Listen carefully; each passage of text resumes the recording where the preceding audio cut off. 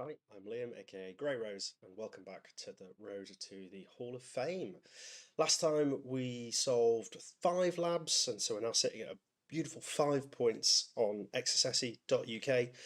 This time we're going to be solving a few more, again, just working in order, making sure that, well, learning together and making sure that we get there in the end. Right then. So we're on to attribute XSS now. Again, this is another one of the basic labs, novice labs, and it just explores a slight variation in something that we've perhaps seen before. So we're going to put test in here really quickly, and we're going to see what happens.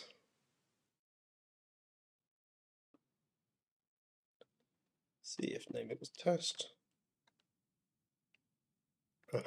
So it's actually reflecting back in there, which is quite interesting. So because we're because we're reflected within a attribute, there's a few different things that we can do. The most common one is we try and break out the attribute like this. So we get double quote. We then enter our own tag.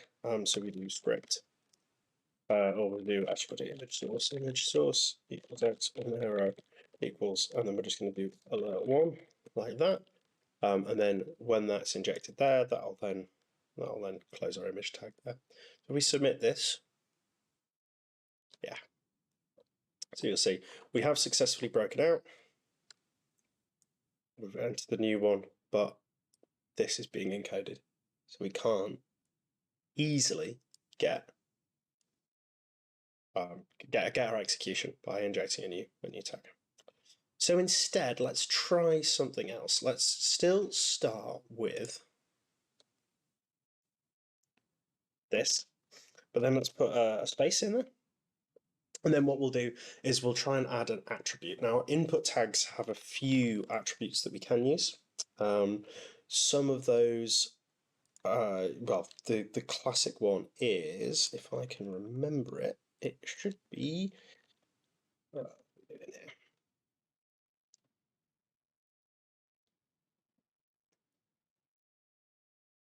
yes,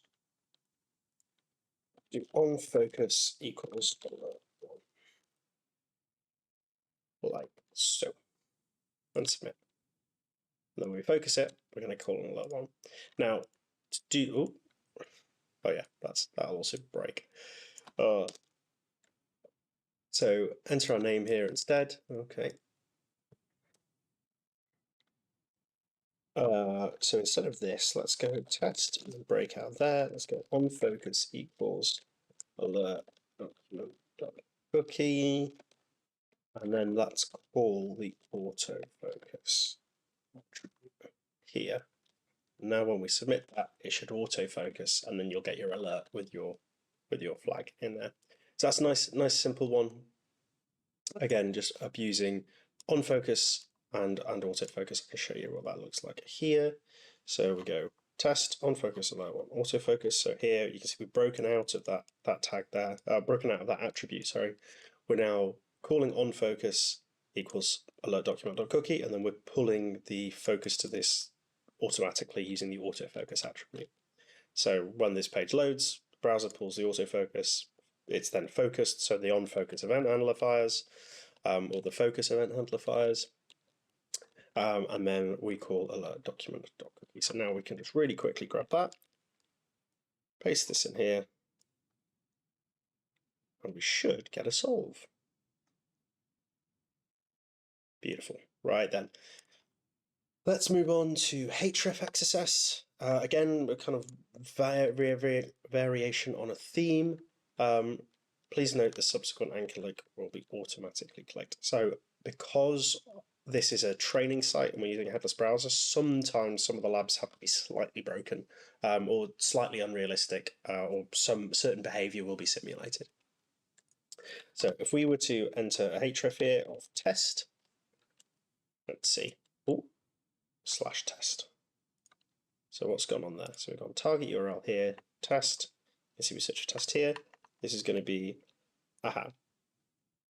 So here we can see the href is reflected there. So href of the a tag. Then we've got the script document get out of ID href click me, which is this, and then it's just clicked. So when the page loads, this a tag is clicked. So all we'll do here, if we just go back here, this is an interesting one because it can teach you about JavaScript URLs. Now, interestingly enough,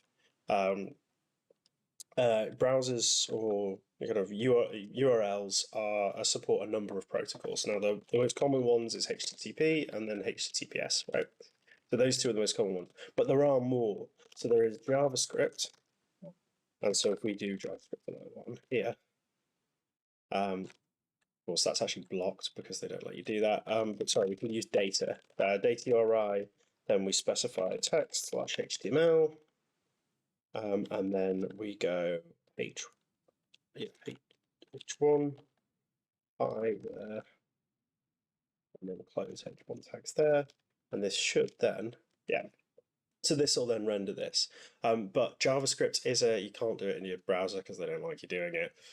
But you can execute JavaScript from a browser or via a URL. If you just start it with JavaScript. Now, if you start it, you don't use these two.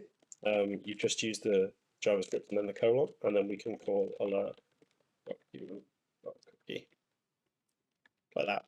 And if we submit that, we're going to get our execution, which is nice and easy. Cool. Boom. And every time we click that, actually, that will execute.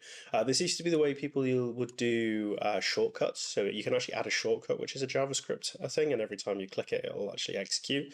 Yeah, I think it actually executes on the page as well, which is quite interesting. So be careful about malicious shortcuts. I'm not sure if that's still a thing. We'll try that out at some point. But again, let's fire that there and see what happens. That's successfully solved. Lovely. Right, we're on a roll, so let's do parameter name, and we'll probably do post reflective as well. So parameter name. So enter name test, and it says name equals test. Right, so we can see here that this is reflected. Name test. So instead, let's do testing. Let's actually just replace this with I'll do this so we can see it properly. Let's do image source equals X. Let's see. It's here. And you see it doesn't execute, and it's not a broken image tag. And why is that not a broken image tag? Well, if we look here, we're probably going to see encoding.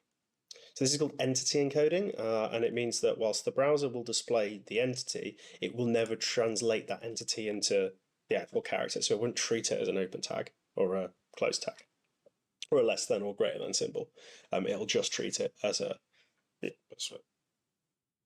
as the kind of visualization of the entity. Is a pretty poor way of phrasing it, but I hope you understand what I mean.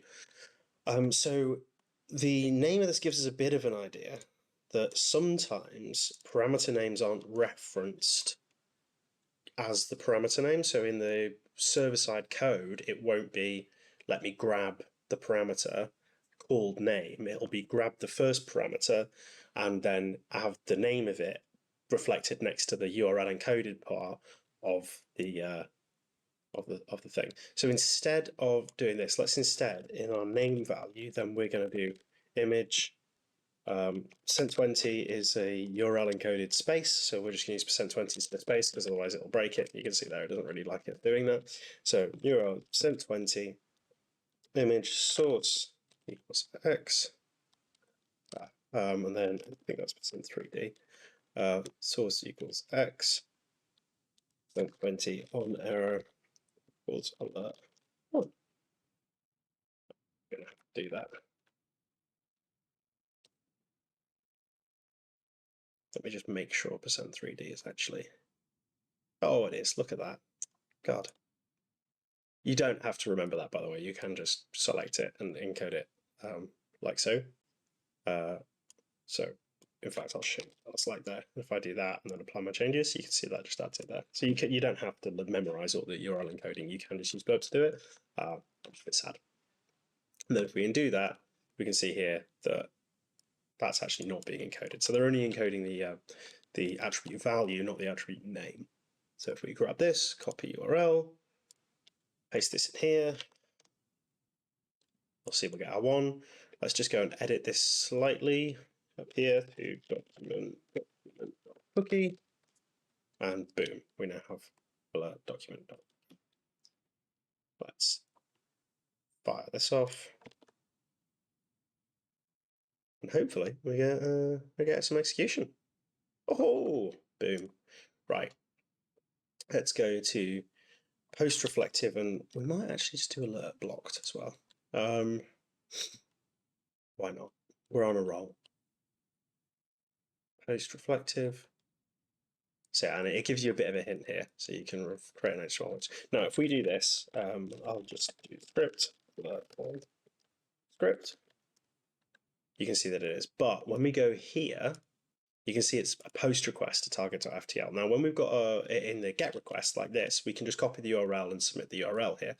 This time, we're going to have to do something a little bit harder. So what we're going to do instead is we're going to go back to here.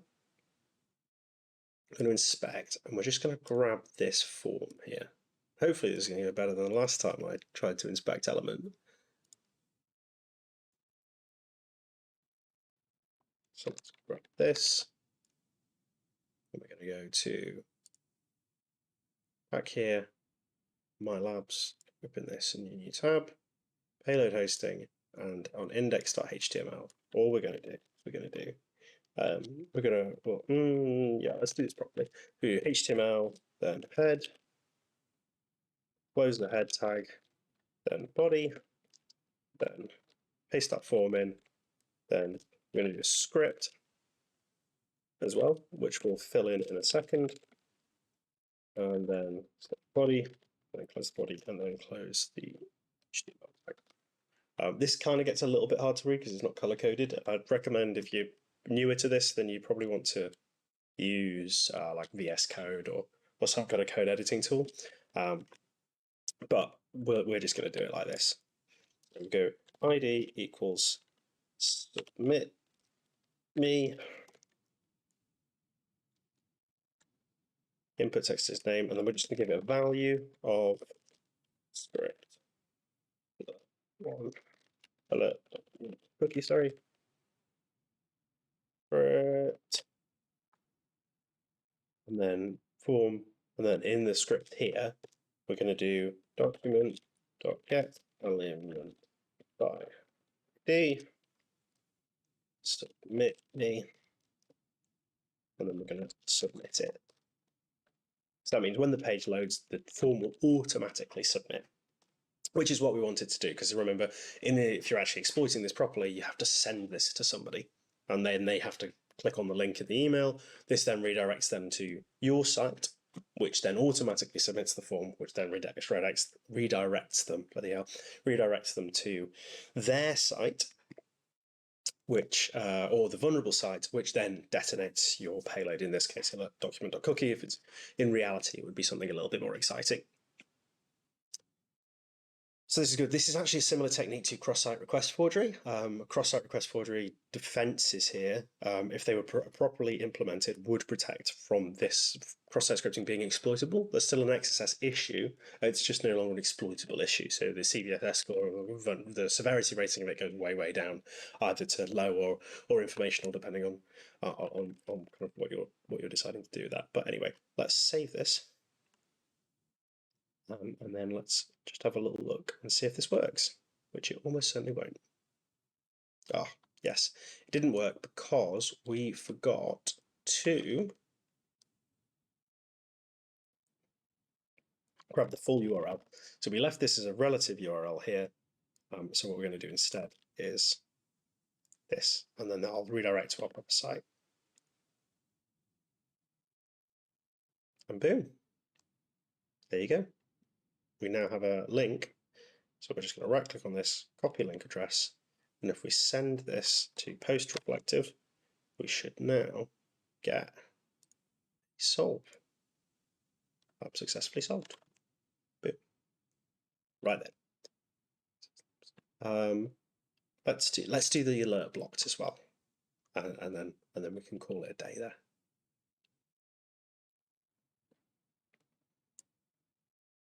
So let's do this. let's try this. Right, so let's just do our standard payload script. Alert one. Alert cookie, sorry. Slash script. Ooh, so that's blocked. But let's have a look what's going on here. Hello. Okay, so clearly it's identified the fact that there's an alert in there and it's not letting us do it. Let's try something slightly different, which is let's try replacing this prompt, which is another function call. Okay, something like that, does it? So it's clearly not just alerting on the string, it's doing something else entirely. It might just be blocking all the alerting functions, so let's try console.log one instead. Let's inspect that. Let's see the console. The console has a 1 in it, and you can see that if we click on this part, it's not available, but we can see it down here. There's a script, console.log 1, so that is going to log a 1 in the console. If you're ever testing for XSS on a live site, or maybe it's on a bug bounty program where it is a live site, you want to use console.log, not an alert, because it will cause less disruption, it'll get you in less trouble.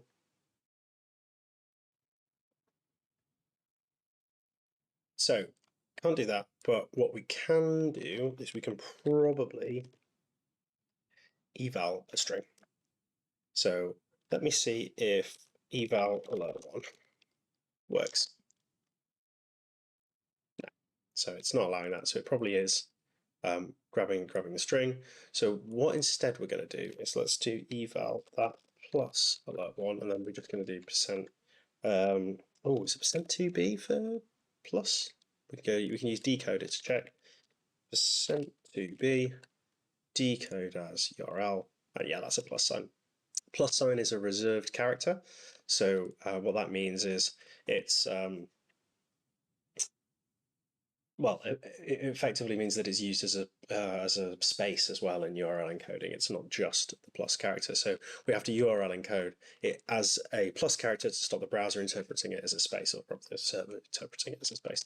Does this work? There we go. So what we do here is if it's just grabbing our, let's see, yeah. So we can see this kind of reflected. We've got script, we've got eval. So what this server is probably doing is searching for the string alert, just as the entire string. So if it does that, what we can do is we can split the string up. So this is just grabbing ale plus rt1, and then adding the two strings together, or concatenating the two strings together. So we actually run this in the console, which I'll just grab here. Runs in the console, you'd see it'll turn the full alert. When we then eval alert1, we're going to get the full execution. So we just replace that with document.cookie. You see there, it's nicely. There are other ways of doing this. There's a number of ways of bypassing this kind of they call it a deny list, or you may have heard of it called blacklisting, a kind of approach to functions. They don't work. There's always a way of getting around them, almost always a way of getting around them. And so this is probably the simplest way, or one of the most straightforward ways of getting around this one. Is just splitting the string up. There's loads and loads and loads of other ones, but we'll get onto those in a little bit more detail in a second. Right then, let's submit this. Oh, did I remember to add a document.cookie? I did. Lab successfully solved. Lovely. Well, there we go. So we've done 1, 2, 3, 4, another 5 labs. So I think we're going to leave it there. But thank you very much for watching. And if you enjoyed this, then I hope to see you in the next one. Lovely. Cheers.